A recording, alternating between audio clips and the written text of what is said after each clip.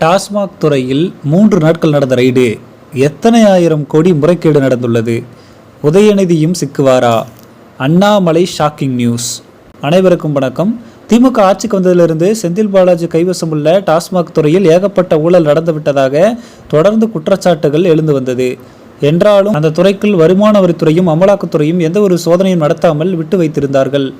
இந்த நிலையில்தான் தற்போது யாரும் எதிர்பார்க்காத வகையில் திடீரென்று டாஸ்மாக் துறையை நிர்வகிக்கும் அலுவலகங்களுக்குள் அமலாக்கத்துறை நுழைந்து 3 நாட்கள் அதிரடி ரைடு நடத்தியது.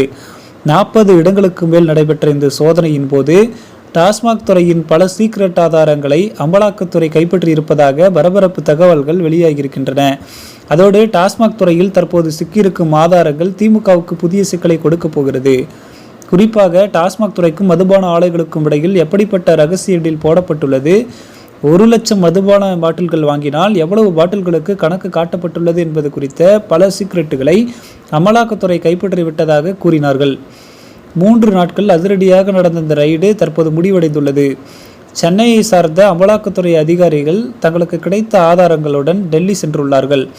அங்குள்ள முக்கிய அதிகாரிகளிடத்தில் தங்களுக்கு கிடைத்த ஆதாரத்தை கொடுத்து தமிழக டாஸ்மாக் துறையில் எப்படிப்பட்ட ஊழல்கள் நடைபெற்று வருகிறது என்பதை அவர்கள் கூறியிருப்பதோடு அடுத்த கட்டமாக இந்த விவகாரத்தை மத்திய உள்துறை அமைச்சர் அமித்ஷாவுக்கு கொண்டு சென்று ஊழல் செய்தவர்கள் மீது எப்படிப்பட்ட நடவடிக்கைகள் எடுக்க வேண்டும் என்பது குறித்து ஆலோசனை நடத்தி இருப்பதாக டெல்லி வட்டார தகவல் வெளியாகியிருக்கிறது. இந்த நிலையில் இது குறித்து தமிழக பாஜக தலைவர் அண்ணாமலை இன்று தனது எக்ஸ் தளத்தில் ஒரு பதிவு போட்டுள்ளார்.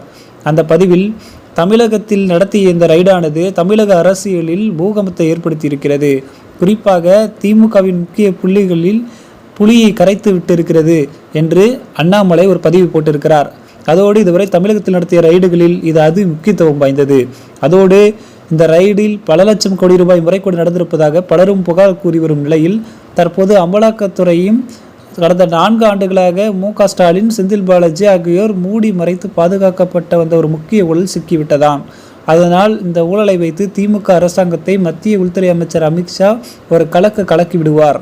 2026 சட்டமன்ற தேர்தலுக்கு முன்பு திமுகவின் இந்த மெகா ஊழல் ரகசியத்தை அம்பலப்படுத்தி மக்களிடத்தில் திமுகவுக்கு மிகப்பெரிய அதிருப்தியை ஏற்படுத்துவதற்காக இதை பயன்படுத்துவார். அதோடு இந்த டாஸ்மாக் ஊழலில் மட்டும் இன்னும் சில முக்கிய துறைகளை சார்ந்த 5 அமைச்சர்கள் வரை கட்டம் கட்டப்பட்டு அவர்களை அமலாக்கத்துறை கம்பி எண்ண வைக்காமல் விடமாட்டார்கள் என்கின்ற பரபரப்பு தகவல்களும் டெல்லி வட்டாரங்களிலிருந்து வெளியாகியிருக்கிறது.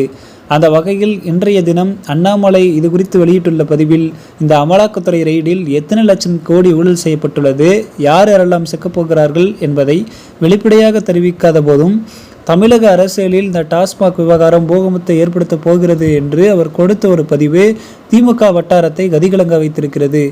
டாஸ்மாக் துறையை சார்ந்தவர்கள் மட்டுமின்றி கோபாலபுரத்தை சார்ந்த யாரெல்லாம் அமலாக்கத்துறை தட்டி தூக்க போகிறார்கள் என்ற பெரும் பதற்றத்தில் தற்போது திமுக வட்டாரம் கலவரத்தில் காணப்படுகிறது. இது போன்ற உடனுக்குடன் நிகழக்கூடிய அரசியல் சார்ந்த செய்திகளை தெரிந்து கொள்ள மறக்காமல் நம்ம சேனலை சப்ஸ்கிரைப் பண்ணிக்கோங்க. நன்றி.